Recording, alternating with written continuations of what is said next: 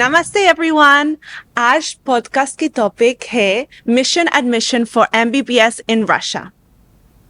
So many students after 12 aspire to be doctors.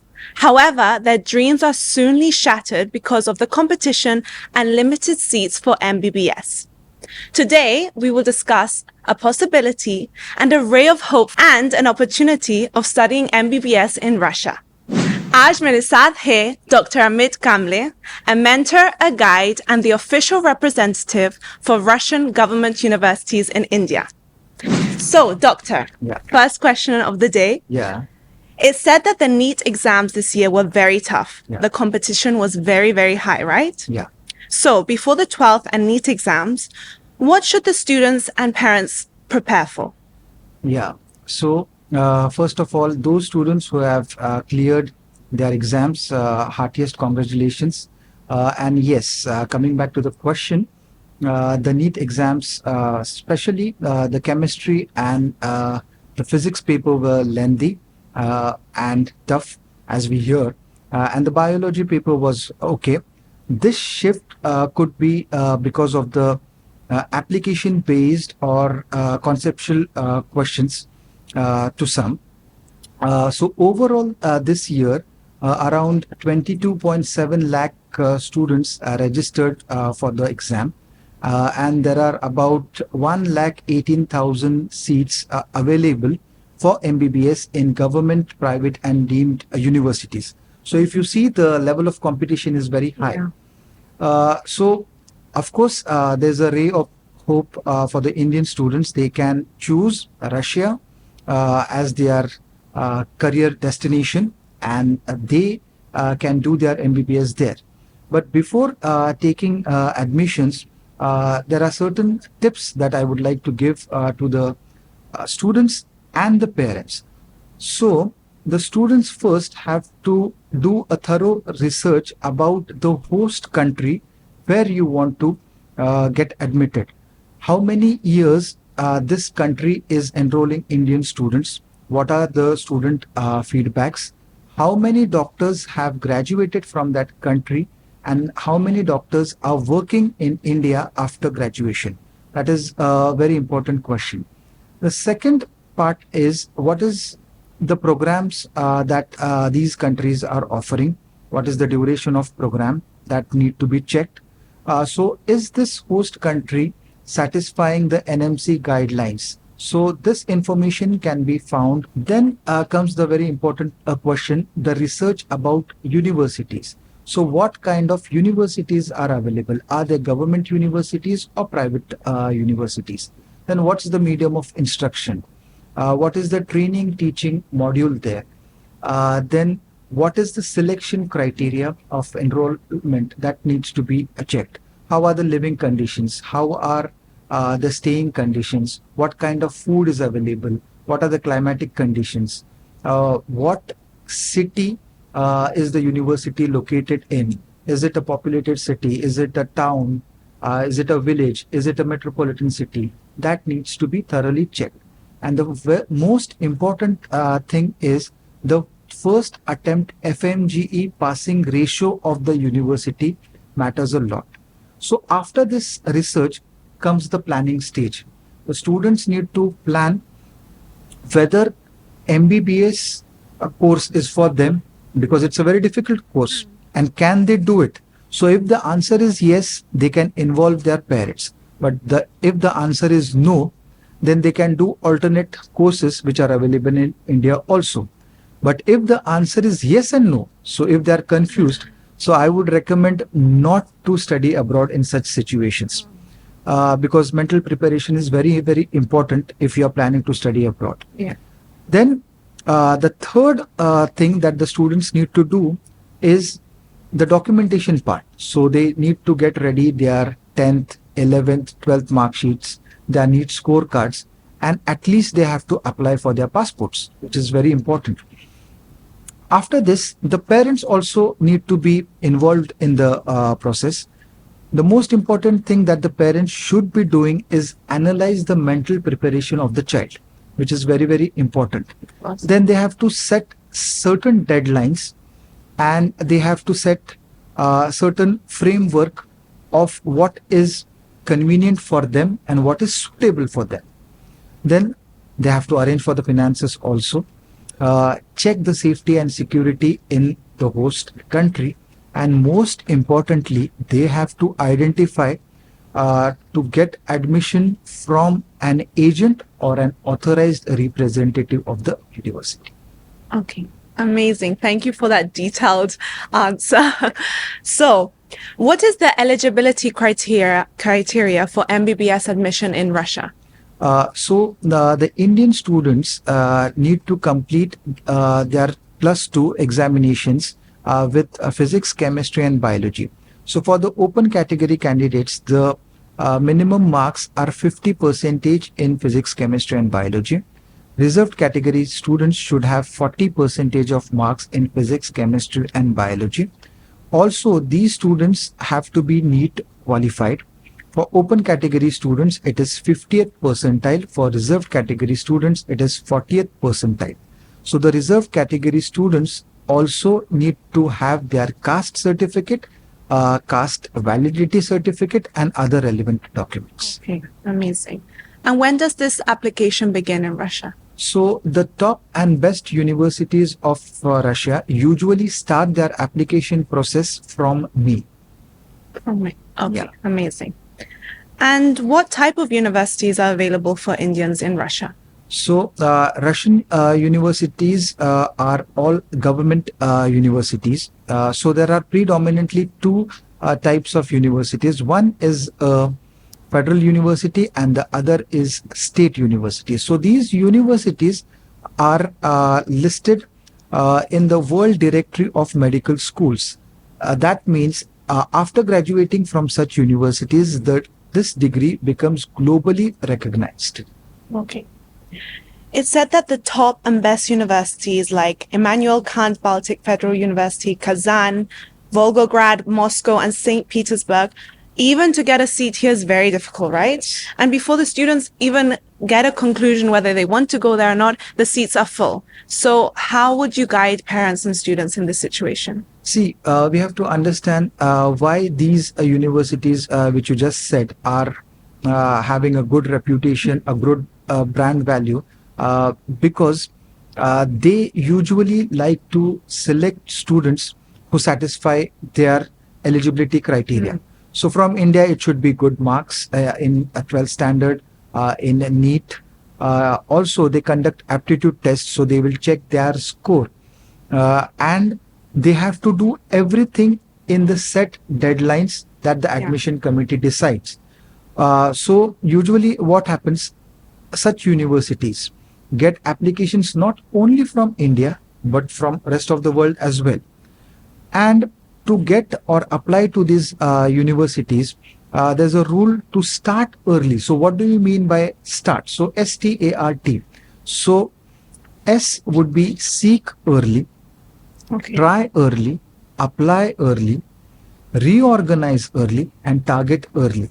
Many a times what happens, the students and parents, even after receiving the results, are not sure or in a confused state of mind. This leads to a delayed enrollment.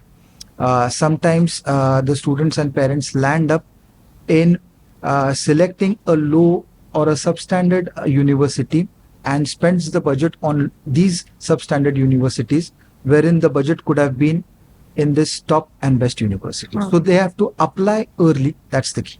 Yeah, sounds good. And in terms of accommodation, are there hostels in the area, or do students usually have to rent private flats or bedrooms for their stay? Yeah, so this is a very important question. Like, for example, in Immanuel Kant Baltic Federal University, they have separate boys and girls hostel, which is very rare in Russian medical universities. Because usually there are hostels which are combined and separated by floors. So this hostel is in the campus and is only 3 to 5 minutes away from the university main building.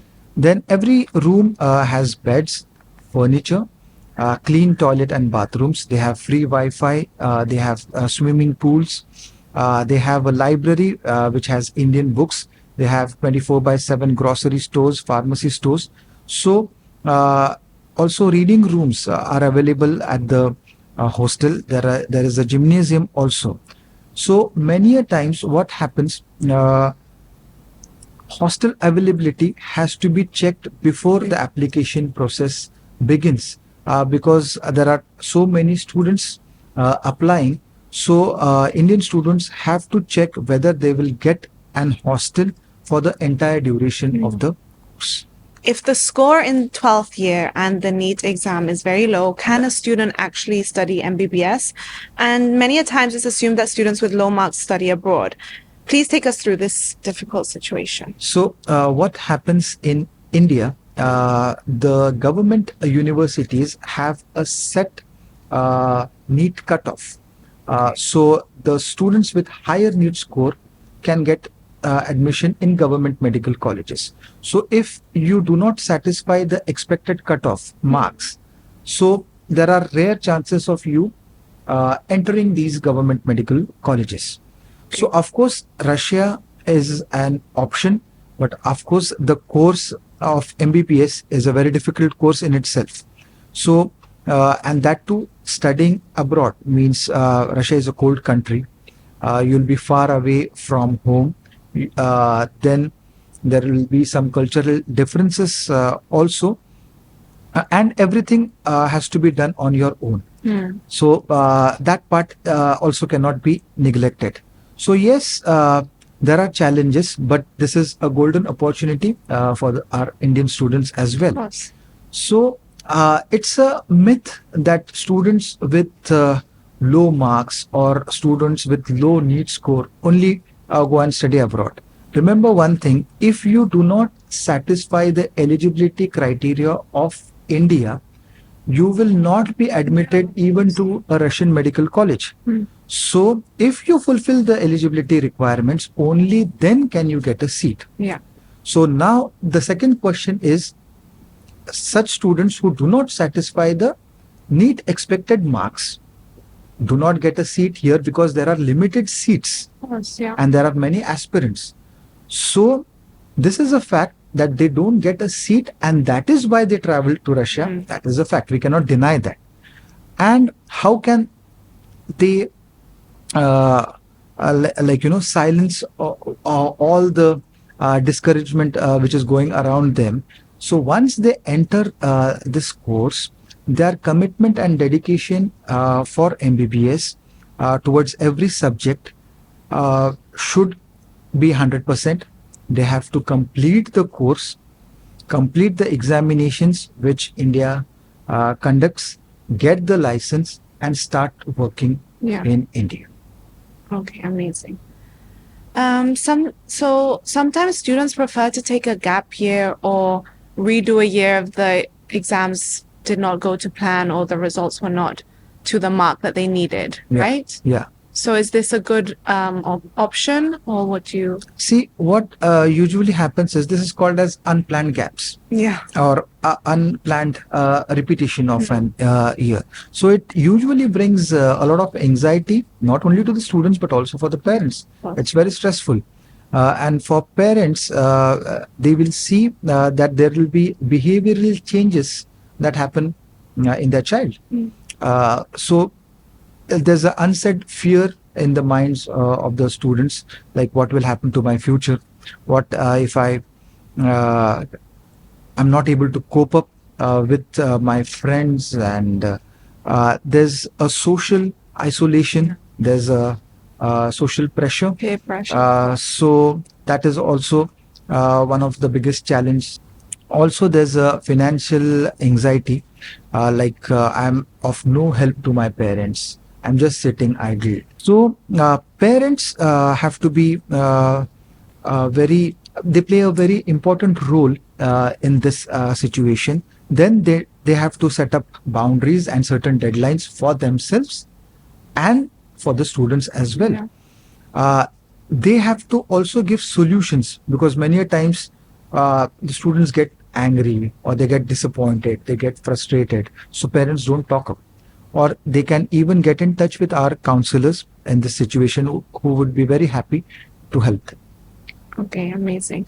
So that leads to the next question. Many a times parents do ask counselors, would my child cope with the MBBS? So could you explain a little difference between the agent and a counselor? Yeah, so from the past 25 years, we have sent thousands of students to Russia, and they are working in India as successful doctors.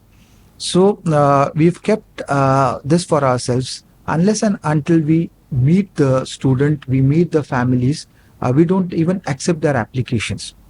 Now, coming back to your question, so what is an agent and what is an authorized representative?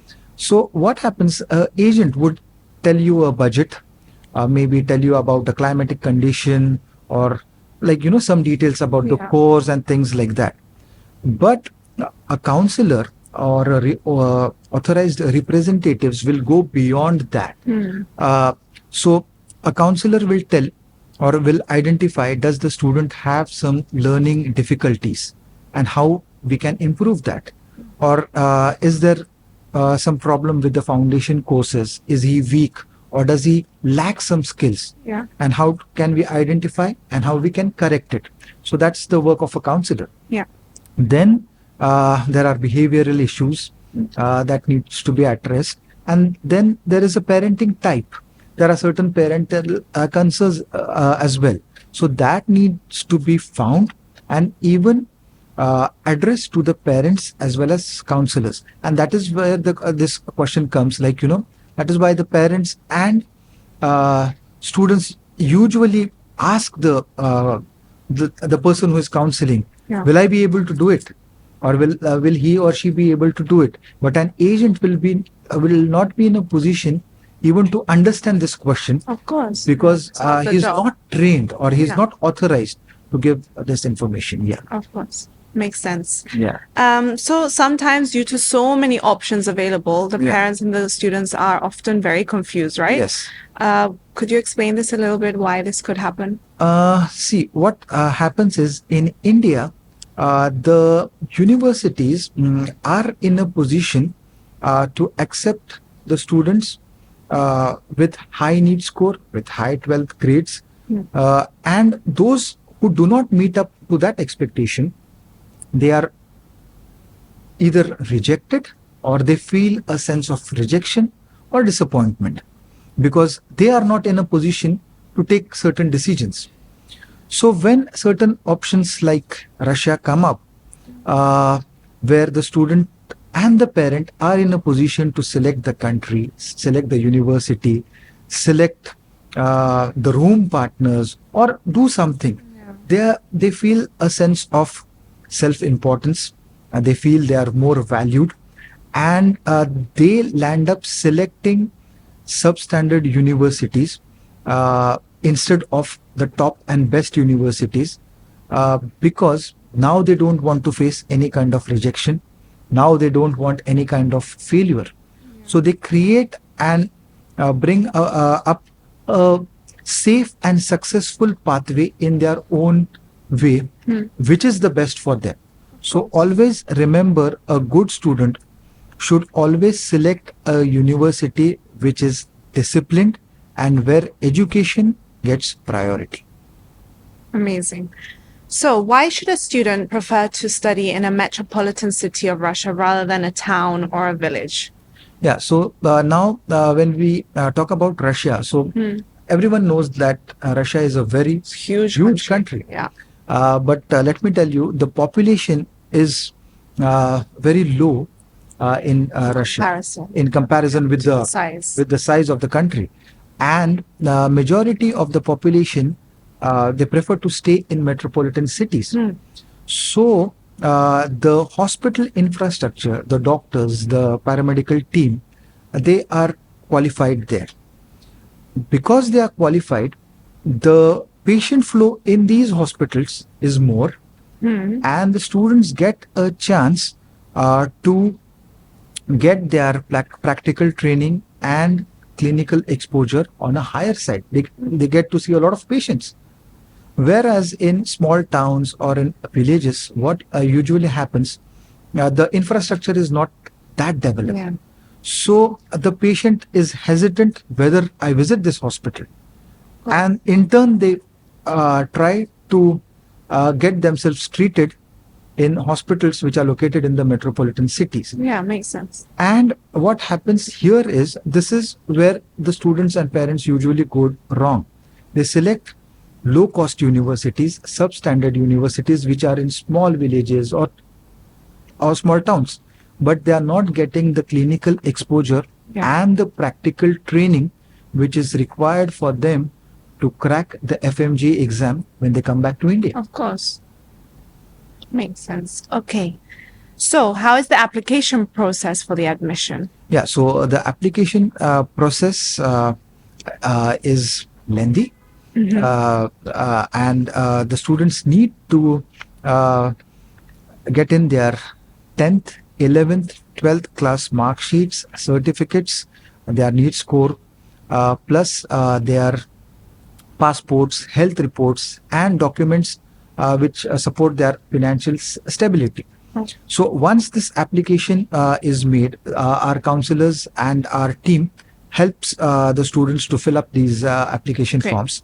So it is sent to the university. So there's a scrutiny and verification that happens. So if the verification is positive, the university could then grant a seat. Okay. Yeah. But it's a long process. Yes. Yes, it is. Okay. So how to identify authorized representative of a university or an agent? Yeah, so this is a very important question again. So the representatives which the university selects and appoints in a country are called as authorized representatives. Okay. So their details would be on the website of the university, in the list of partners or the list of registered companies or registered organizations. They issue authorizations to the organizations with whom they partner. Many a times, this authorization letters have to be checked on the website of the consultant or the representatives of that university. Agents and freelancers, also counseling students. So they land up in Russia, they take pictures against the universities and so on and so forth. But the pictures with the rector, with the dean office, that need to be checked by the students Make sure it's official. to make sure everything is real. Okay. Yeah. Amazing. Thank you. Now, let's discuss about the difficult FMGE exam. Yes. How difficult is it? And why do students have to take it? And why is the passing ratio so important? See, so FMGE or the screening test is an exam which is conducted after the MBBS course. So this is basically done to get the license to practice in India.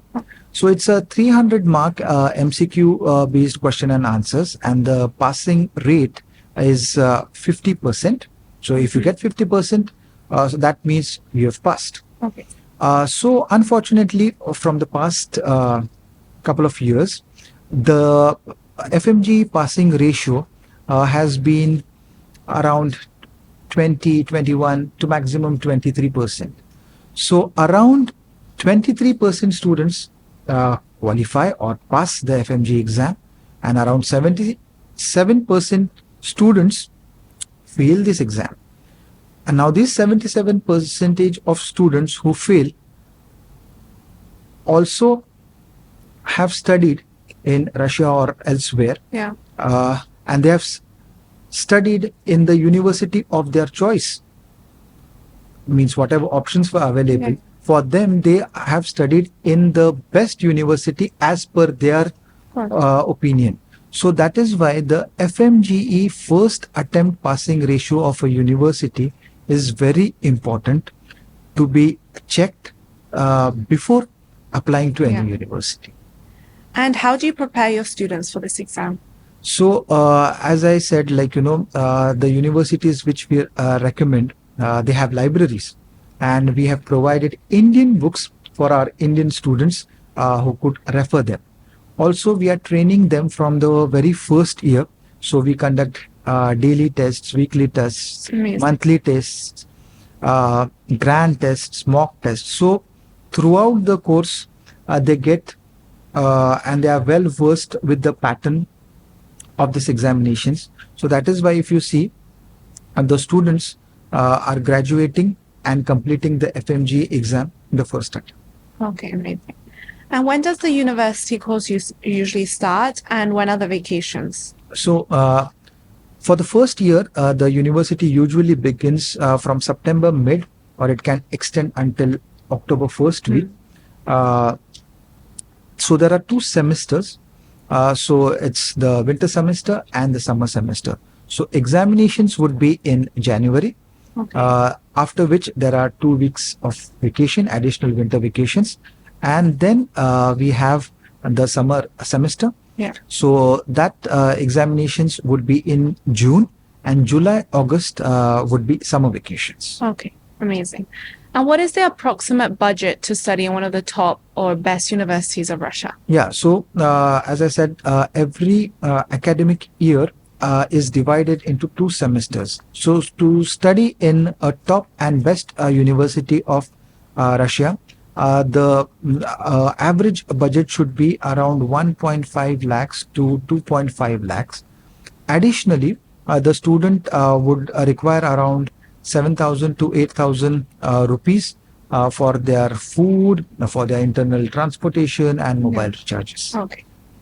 And who travels with the students until Russia? So I personally go with the batch of the Amazing. students. So parents and students need not worry about Yeah. who would travel with them. I would be. That's very important, because Yeah. when you're going to a new country, it Of can course. be very scary Of course.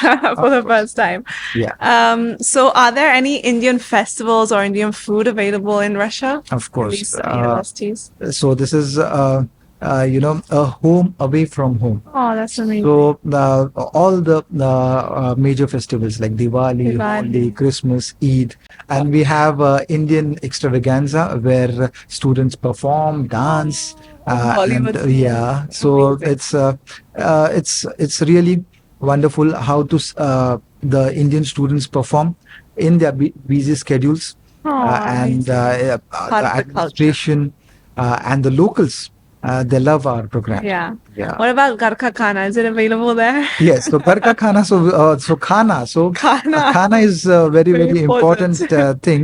So there are 2 options again in the majority of the cities. Either there are attached kitchens, you cook on your own, Okay.